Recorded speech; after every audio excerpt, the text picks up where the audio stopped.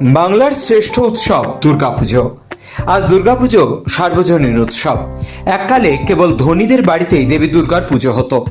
1580 নাগাদ 12 ভূঁইয়াদের অন্যতম কংসনারায়ণ ধুমধাম করে দুর্গাপুজো করেছিলেন। 1601 সাল নাগাদ নদিয়ায় প্রথম দুর্গাপুজোর শুভ সূচনা করেন মহারাজা কৃষ্ণচন্দ্রের পূর্বপুরুষ ভবানন্দ মজুমদার। পলাশীর যুদ্ধের পরবর্তী সময় রাজা কৃষ্ণচন্দ্রের হাত ধরে উৎসবের চেহারা নেয় দুর্গাপুজো। শোভাবাজার রাজবাড়ির দুর্গাপুজো পলাশীর যুদ্ধের বছর শুরু হয়েছিল। দুর্গাপুজো আয়োজিত হতো পয়সাওয়ালাদের বাড়িতেই। কালের নিয়মে রাজার ভাণ্ডারও শূন্য হয়। তেমনি হুগলির গুপ্তিপাড়ার এক ধনী ব্যক্তি দুরবস্থায় পড়েন। 1790 সাল 1159 বঙ্গাব্দ নাগাদ বন্ধ হয়ে যেতে বসে তার বাড়ির বিন্ধ্যবাসিনী পুজো।